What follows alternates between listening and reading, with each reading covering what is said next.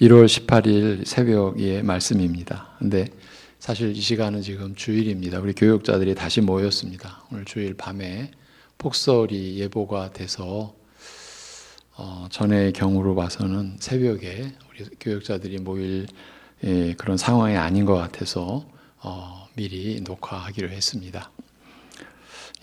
기도드리겠습니다.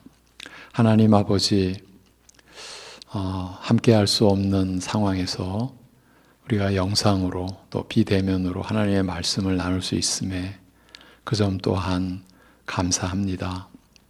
참으로 말씀 없이는 우리가 이 어두운 길을 갈 수 없사오니 우리에게 말씀의 빛을 비춰주시고, 그러나 우리가 말씀을 아는 것이 우리에게 있어서 우리를 세우는, 우리로 하여금 목을 곧게 할 수 있는, 교만할 수 있는 근거가 되지 않게 하시고, 하나님의 말씀을 아는 만큼 더 우리가 낮아지고, 그래서 하나님을 더 온전히 의지할 수 있는 그러한 교회와 우리 성도들로 서갈 수 있게 하여 주옵소서. 예수님의 이름으로 기도합니다. 아멘. 데살로니가 전서 5장 12절에서 15절입니다. 데살로니가 전서 5장 12절에서 15절. 형제들아, 우리가 너희에게 구하노니 너희 가운데서 수고하고 주 안에서 너희를 다스리며 권하는 자들을 너희가 알고 그들의 역사로 말미암아 사랑 안에서 가장 귀히 여기며 너희끼리 화목하라. 또 형제들아, 너희를 권면하노니 게으른 자들을 권계하며 마음이 약한 자들을 격려하고 힘이 없는 자들을 붙들어주며 모든 사람에게 오래 참으라. 삼가 누가 누구에게든지 악으로 악을 갚지 말게 하고 서로 대하든지 모든 사람을 대하든지 항상 선을 따르라. 아멘. 오늘 우리가 본문으로 삼은 12, 13절은 사도 바울이 말씀을 맡은 일꾼들을 향한 당부의 말을 전한 것이라고 했습니다. 바울 사도에게 쓴 이 점은 매우 중요한 내용이었습니다.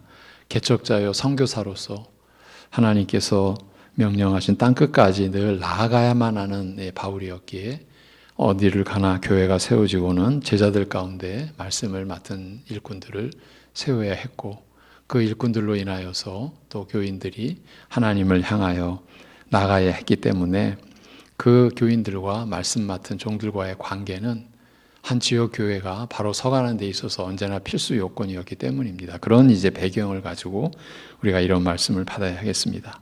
주 안에서 교회를 섬기며 주의 백성들을 위해 수고하는데 하나님 말씀으로 교인들을 가르치고 지도하며 또한 훈계를 하는 말씀의 일꾼들을 알아주라고 권면합니다. 거기서 멈추지 않고 그 주님의 종들의 행한 일로 인하여서 사랑 안에서 저들을 귀하게, 그것도 가장 귀하게 여기라고까지 권고하고 있습니다.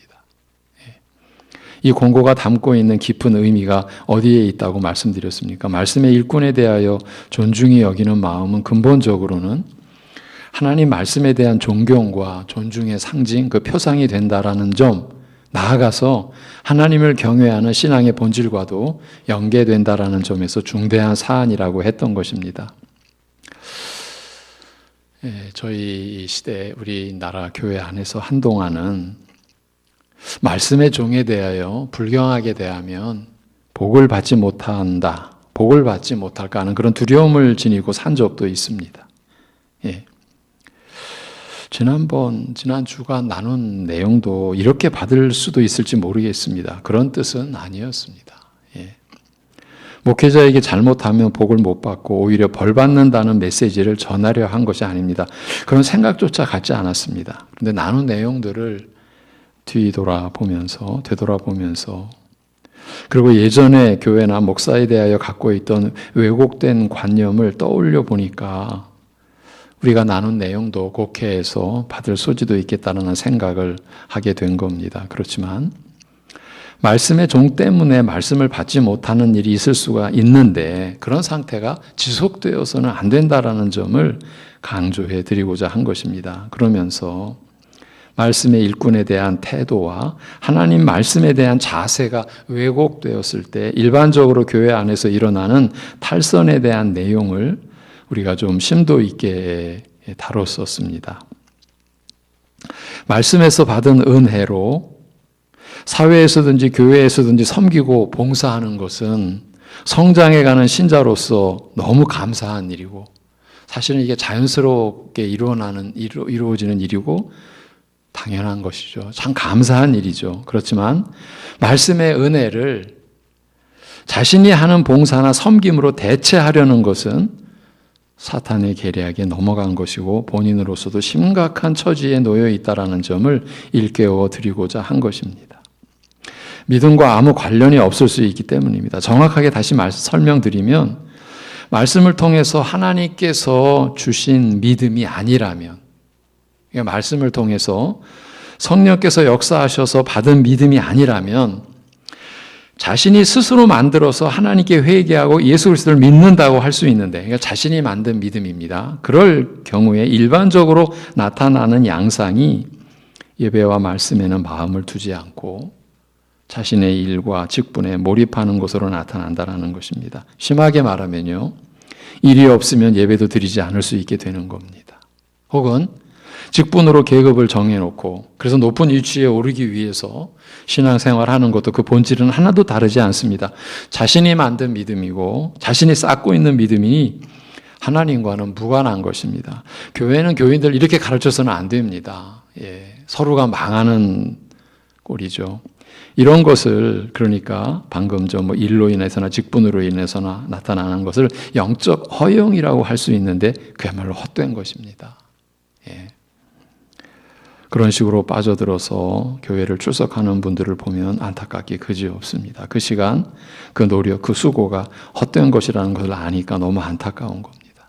그런 이들에게 일이 주어지지 않고 직분이 주어지지 않으면 신앙의 근본까지 무너지게 되는데, 그럴 수밖에 없는 것이 자기 스스로 자신의 목표를 세워놓은 채로 그것이 하나님의 뜻이라고 믿고 있었기 때문입니다. 이럴 경우에 특이한 것은 열심은 특심으로 드러난다라는 점입니다. 이런 경우들이 있지 않습니까? 누구도 따라가기 힘들 정도일 수도 있습니다. 그 열심이요. 이럴 때 교회는 그런 사람을 이용할 수도 있습니다. 저는 그런 사람을 이용하는 교회는 크게 잘못되었다라고 여깁니다. 그래서 우리도 그렇게 하고 있지는 않는지 살피는 것입니다.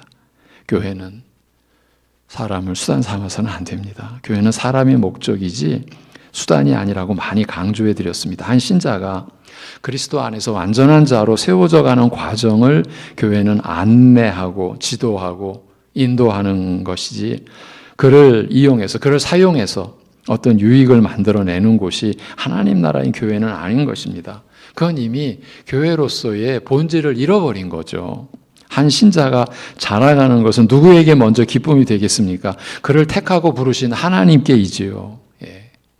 그리고 가족과 온 교회가 기쁜 것이지요. 그리고 그 본인도 기쁘고 평안하고 복된 것이지요. 하나님께 가까이 나아가고 있으니까요. 이게 진정한 신앙 생활인 것이죠. 그런데 바울 사도는 그 13절 끝에 너희끼리 화목하라고 했습니다. 이 내용이 앞의 내용과 한 문장으로 이어져 있지는 않습니다. 원문을 보면서 드리는 말씀입니다. 세 문장으로 이루어졌는데 여러분은 서로 간에 화목을 이루시오라는 말입니다. 이 맥락에서 사도가 이 권면을 하는 의도가 무엇일까요? 너희가 화목하라는 것을 일반적으로는 교인들 상호 간에 화목하라는 권고로 받을 수가 있는데 앞의 내용과 어떻게 연결시켜야 할지가 의문입니다. 아니면 말씀의 일꾼들과 교인들 간의 화목을 말한 것일까요?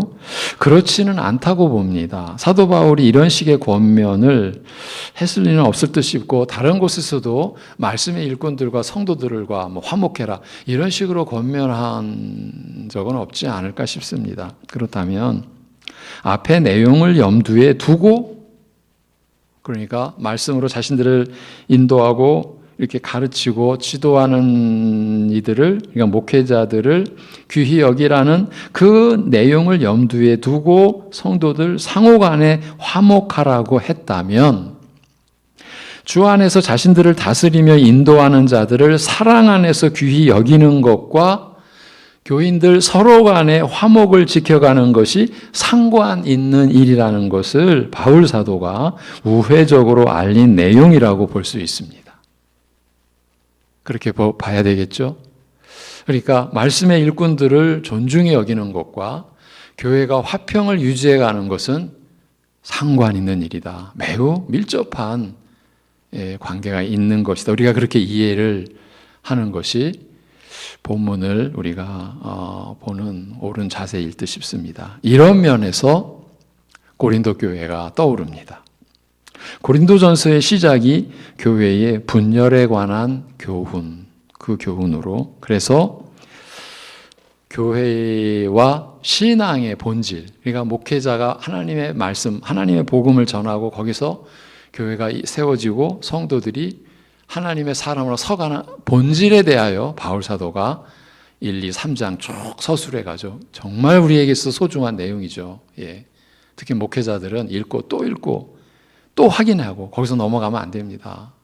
예. 그렇게 중요한 이제 내용이 서술이 되는데 그 서술의 계기는 고린도 교회의 분열이었습니다. 왜 교회가 나뉘었었느냐 하면 교인들이 자기가 원하는 지도자들을 따랐기 때문입니다. 누구는 베드로를, 누구는 아볼로를, 누구는 바울을, 그렇지 않으면 나는 그리스도를 따른다, 이렇게 된 겁니다. 교회가 화평했을 리가 없지요. 이렇게 보니까 13절 말미에, 오늘 본문 13절 말미에 서로 간에 화평을 이루라고 한 바울의 권면이 조금은 더 이해가 되는 것 같습니다. 그리고 화목하라고 한 말도 정확한 뜻은 화평을 유지하라는 것입니다. 이미 세워진 화평한 관계를 유지하라라는 말입니다. 그렇다면 우리가 또 떠올릴 수 있는 구절이 있죠. 에베소서 4장 1절에서 3절을 한번 들어보십시오. 그러므로 주 안에서 갇힌 내가 너희를 권하노니 너희가 부르심을 받은 일에 합당하게 행하여 모든 겸손과 온유로 하고 오래 참음으로 사랑 가운데서 서로 용납하고 평안에 매는 줄로 성령이 하나 되게 하신 것을 힘써 지키라고 한 이 말씀의 의미와 연결이 되는 거죠. 평안에 매는 줄로 성령이 하나 되게 하신 것을 힘써 지키라고 하지 않습니까? 우리가 하나로 이룰 수가 없죠. 예. 하나님께서, 성령께서 평안에 매는 줄로 교회를 하나 되게 하신 거, 그걸 힘써 지키라. 바울 사도가 이렇게 권면하고 명령을 한 것이죠. 그러면서 바울은 성령이 하나 되게 하신 것에 대한 그 유명한 진술을 이어가는 거예요. 몸이 하나요, 성령도 한 분이시니 이와 같이 너희가 부르심의 한 소망 안에서 부르심을 받았느니라. 예. 우리 교인, 우리 성도들이 사실은 부르심의 한 소망 안에서 지금 있는 거예요. 예. 주도 한 분이시요, 믿음도 하나요, 세례도 하나요. 이 구절이 사실은 너무 중대한 의미를 가지고 있죠. 믿음도 하나입니다, 여러분. 우리는 그런 말을 해요. 믿음의 색깔이 다르다. 굉장히 애매하고, 그래서 사실 우리의 믿음을 어떻게 보면은 위험에 빠뜨릴 수 있는 표현이에요. 색깔이 다르다. 이거는 이제 우리식의 이제 해석인 거죠. 그래서 믿음도 하나요, 세례도 하나요. 예. 오늘 주일 말씀에 세례의 본질을 얘기했죠. 그 세례가 여러 실수가 없어요. 왜냐하면 그리스도께서 십자가에 못 박히신 그 사건은 한 분에 의해요. 한 번 일어난 단 하나의 사건이에요. 예. 근데 세례가 여러 실수 있겠습니까? 예. 그리고 하나님도 한 분이시니 이건 그야말로 절대적 진리죠. 곧 만유의 아버지시라. 만유 위에 계시고 만유를 통일하시고 만유 가운데 계시도다. 6절까지 에베소서 4장. 예. 하나님께서 내려주신 평안과 그 관계를 교회가 왜 힘써 지켜야 하는지에 대해 그 근거를 확실하게 제시해 준 말씀입니다. 반대의 관점에서 보자면 교회의 화평을 깨뜨리는 행위가 얼마나 잘못되고 악한지를 분명하게 제시해 주고 가르쳐 주는 말씀이라고 할 수 있습니다. 그렇지만 교회의 현실은 간단치 않습니다. 언제나 성령이 하나 되게 하신 것을 위협하는 사태가 벌어집니다. 대개의 경우는 교회의 본질과는 상관없는, 어찌 보면 서로의 기호가 다르고 각자의 취향이 다름으로 해서 나타나는 갈등과 오해가 다툼과 분쟁으로까지 번지는 것이 아닌가 싶습니다. 결국은 말씀의 무지죠. 말씀으로 나아가지 못하는 그 열매들이에요. 두렵기도 하고 안타깝지만 결국은 말씀에서 생긴 문제인 거죠. 본문으로 돌아와서 이제 사도는 이렇게 권고합니다. 또 형제들아, 데살로니가전서 5장의 본문입니다. 14절, 또 형제들아 너희를 권면하노니 게으른 자들을 권계하며 마음이 약한 자들을 격려하고 힘이 없는 자들을 붙들어주며 모든 사람에게 오래 참으라. 이 구절에서 제시된 그 대상들이 어떤 분들입니까? 마음에 짚히는 바가 있죠. 이 내용에 들어가기에 앞서 먼저 떠올려 볼 구절이 있습니다. 11절에서 사실은 문단이 나뉘어지는데 11절에서 피차 권면하고 서로를 세우라고 한 말씀입니다. 지금 이 권면의 내용이 계속 이어지고 있는 것으로 볼 수 있습니다. 피차 권면하고 서로 세우라. 앞에서는 말씀의 일꾼과 교인들도 서로를 세우는 관계여야 한다라고 하지 않았습니까? 그렇게 볼 수가 있죠. 지금은 연약한 지체도 서로를 세우라는 권면에서 예외가 되지 않는다라는 점을 바울이 밝히고 있습니다. 아무리 연약한 이라 할지라도, 연약한 자라 할지라도 한 교회의 일원이요 서로 지체가 된다라는 그 점을 일깨워 준다고 볼 수 있는 겁니다. 결코 이게 작은 일이 아닙니다. 지금 서신의 끝에 와서 그저 뭐 그 외에 좀 필요한 일, 이렇게 우리가 이 본문을 볼 수가 없습니다. 데살로니가전서 시작이나 끝이나 다 하나님의 말씀이, 하나님 말씀의 그 본질을 다 가지고 우리에게 주어진 권면이요 그러한 말씀을 우리가 받아야 된다고 생각합니다. 야고보서의 구절이 떠오릅니다. 야고보서 2장 1절부터 5절까지인데요. 들어보십시오. 내 형제들아, 영광의 주 곧 우리 주 예수 그리스도에 대한 믿음을 너희가 가졌으니 사람을 차별하여 대하지 말라. 이렇게 나옵니다. 지금 야고보 사도가 사람을 차별하지 말라. 이것이 이제 하나님은 외모로 사람을 보시지 않는다라고 하는 그 개념과 같은 건데, 사람을 외모로 보지 않으신다라는 것은 차별하지 않는다는 거예요. 하나님께서는 편견을 갖고 계시지 않는다라는 말이에요. 차별하지 말라. 그 얘기를 하기 위해서 너희가 영광의 주 곧 우리 주 예수 그리스도에 대한 믿음을 가졌으니, 그 믿음의 그 역사가 이렇게 나타나야 된다라는 거예요. 사람을 차별해야 대하지 말라. 그러면서 아주 구체적인 예를 제시를 하죠. 저는 이 어릴 때 이 구절을 보면서 야, 성경에서도 이런 설명을 하는구나 이렇게 나오죠. 만일 너희 회당에 금가락지를 끼고 아름다운 옷을 입은 사람이 들어오고 또 남루한 옷을 입은 가난한 사람이 들어올 때에 너희가 아름다운 옷을 입은 자를 눈여겨보고 말하되 여기 좋은 자리에 앉으소서 하고 또 가난한 자에게 말하되 너는 거기 서 있든지 내 발등상 아래에 앉으라 하면 너희끼리 서로 차별하며 악한 생각으로 판단하는 자가 되는 것이 아니냐. 내 사랑하는 형제들아, 들을지어다. 하나님이 세상에서 가난한 자를 택하사 믿음에 부요하게 하시고 또 자기를 사랑하는 자들에게 약속하신 나라를 상속으로 받게 하지 아니하셨느냐라고 합니다. 참 우리의 일상에서 일어날 그런 그 위험스러운 모습을 얘기하면서 하나님 나라의 근본에 관한 내용이 또 제시가 되는 거죠. 이게 성경의 참 권위입니다. 놀라운 거죠. 하나님이 세상에서 가난한 자를 택하사 믿음에 부요하게 하시고, 그러니까 무엇이 가난이고 무엇이 부요한 것인지를 지금 밝히는 거죠. 특별 새벽 기도회 때도 우리의 부요, 우리의 소유는 하나님 말씀을 따르는 거다. 하나님 말씀을 순종하는 거다. 사실 그런 개념이 이제 우리에게 점점 믿음으로 확실하게 들어와야 되죠. 그게 우리의 믿음이 자라가는 거지 않습니까? 여기서도 믿음에 부요하게 하시고 또 자기를 사랑하는 자들에게 약속하신 나라를 상속으로 받게 하지 아니하셨느냐. 그런 자를 너희가 멸시하겠느냐. 이런 지금 투죠. 그런 사람을 너희가 멸시하겠느냐. 그러면서 이제 8절에서 9절에 보면 그 야고보서 2장 너희가 만일 성경에 기록된 대로 내 이웃 사랑하기를 내 몸과 같이 하라 하신 최고의 법을 지키면 잘하는 것이거니와 만일 너희가 사람을 차별하여 대하면 죄를 짓는 것이니 죄를 짓는 것이에요. 우리가 살아가면서 무슨 양념이 아니에요. 뭐 사람도 다르니까 서로 여러분 죄를 짓는 것이에요. 그러면서 율법이 너희를 범법자로 정죄하리라고 야고보 사도가 우리에게 가르쳐 주었어요. 한마디로 사람을 차별하여 대하지 말라는 가르침입니다. 이 권고를 야고보는 이렇게 구체적으로 그러면서도 하나님의 말씀에 근거하여 분명하게 제시하고 있습니다. 우리가 살아가면서 흔히 범하는 잘못이 사람을 차별하는 것이지요. 그 모든 것이 결국은 외모로 사람을 보는 것에서 비롯되는 것 아니겠습니까?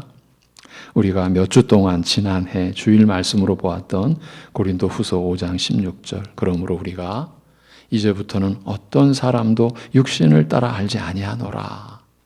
비록 우리가 그리스도도 육신을 따라 알았으나 이제부터는 그같이 알지 아니하노라 이렇게 말씀하고 있죠. 우리가 그리스도를 새롭게 안 것처럼 이제 우리가 만나는 사람들을 그렇게 새롭게 알아야 된다라는 이 진술을 우리가 얼마나 중요시하게 보고 몇 주 동안 말씀을 살피지 않았습니까?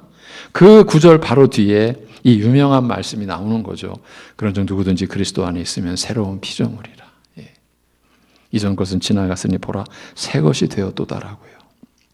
우리가 이제부터는 어떤 사람도 육신을 따라 알지 아니하노라고 하면서 누구든지 그리스도 안에 있으면 새로운 피조물이라고 하지 않습니까? 이러한 말씀을 바탕으로 해서 오늘 데살로니가전서 본문의 구절을 다시 봅니다. 또 형제들아 너희를 권면하노니 게으른 자들을 권계하며 마음이 약한 자들을 격려하고 힘이 없는 자들을 붙들어주며 모든 사람에게 오래 참으라. 아멘. 내일 이어가도록 하겠습니다. 기도하겠습니다. 하나님 아버지,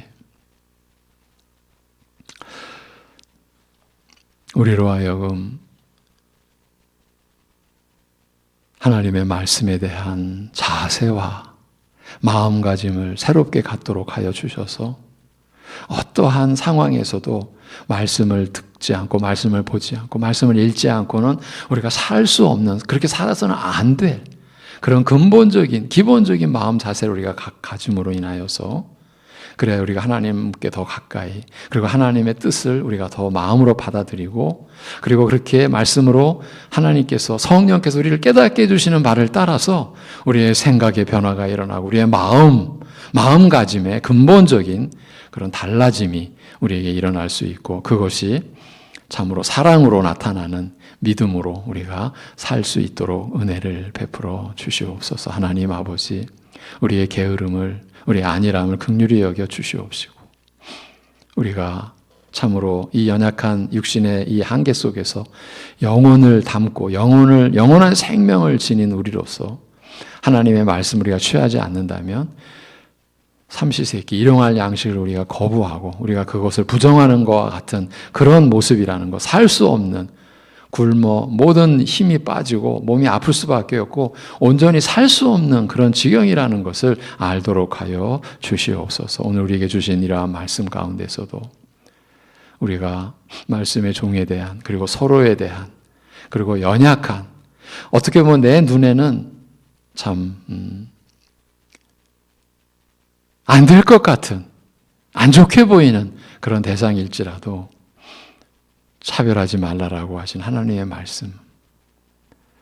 내가 과연 누군가를 그렇게 판단할 수 있고, 그렇게 내 자신이 사람을 그렇게 내려볼 수 있는 존재인지 근본적으로 우리 자신을 일깨워 주시옵시고, 외모로 사람을 보는 거의 자연적이고 자동적인 습관화된 그런 우리의 죄악된 의식을 우리가 벗을 수 있는, 육의 몸을 벗은 자로서, 육적 성품을 벗은 자로서, 옛사람이 죽은 자로서 예전처럼 사람을 바라보는 그러한 관점에서 우리가 우리 자신을 일으켜 세워갈 수 있는 은혜를 허락하여 주시옵소서. 하나님 아버지, 참으로 우리의 연약한 가족들, 중환자실에서 지금 며칠을 계셔야 될 우리 김하수 장로님 붙잡아 주시고, 또 여러 상황에서 고통과 또 아픔 속에 있는 우리 이웃들, 가족들을 지켜주시고 인도하여 주옵소서. 하나님 아버지, 주님의 몸된 교회와 지체된 우리 성도들이 이러한 상황 속에서도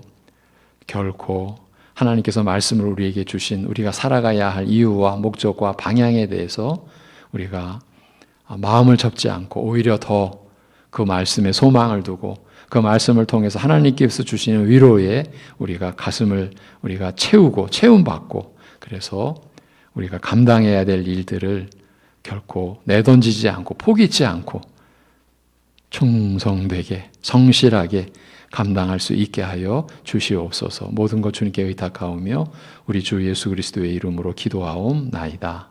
아멘.